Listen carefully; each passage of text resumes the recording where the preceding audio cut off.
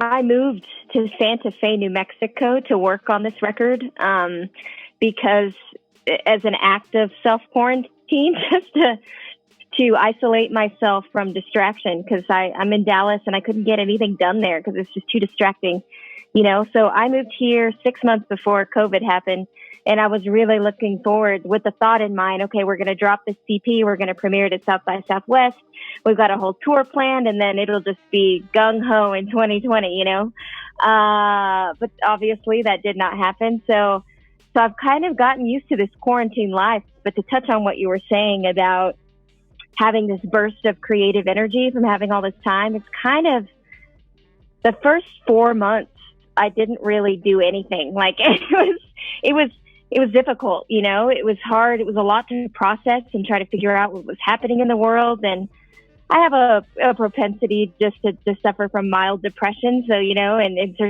certainly situational things don't help with that. So, I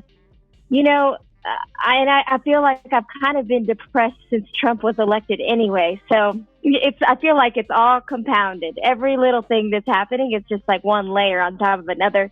And here I am at the bottom and it's like, woo, coming down.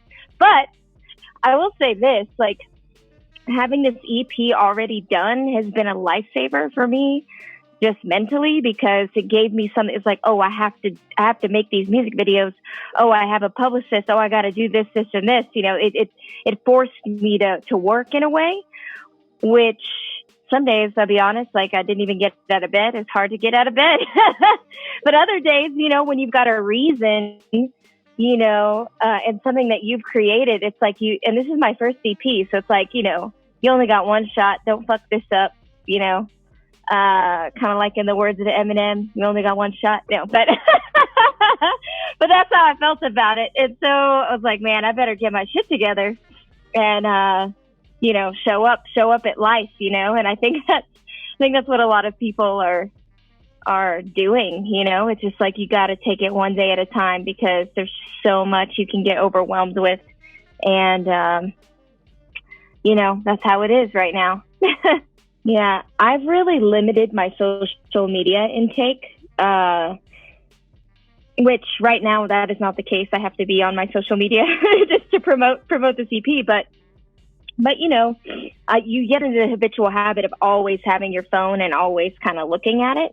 So I'm very consciously aware of how many hours I'm staring down, at this thing. And then also I've really gotten into TM, which is transcendental meditation. And I do that about 20 minutes every day, where I'll just sit and just try and clear my mind. And I try to go outside and get into nature and get some fresh air. And it's the little things, man. Like I light incense and I try to smell good things, and like I'll go out and there's some beautiful wildflowers around here. I'll just go like pick flowers and make floral arrangements. I don't know, it's like the little things that don't cost any money. You know what I'm saying? So, but I was also a massive basketball player when I was little. I see all your Air Jordans in the back, which is awesome. But not to change the subject, but did you watch that The Last Dance, the Michael Jordan documentary? It was super inspiring to me. I mean, well, the thing that, it was just amazing. Everybody was saying, God, he was such an asshole. But like, he just had different goals. And the thing that was, I guess, difficult to see is like, it wasn't just all about him. You had to bring your team with you and you had to inspire others around you to achieve that with you, because that's, that's basketball in general. You can only do so much to be in a one-man show. You can't win 7, 8, 9 consecutive championships or however many it was without, inspiring people to go there with you. And sometimes it takes a kind of harsh personality to get there. I don't know, but boy, talk about one of a kind. And honestly, he is the greatest, in my opinion, the greatest basketball player that's ever been, and ever was, ever will be, it's just incredible. And so, yeah, that was amazing and inspiring for me to watch too.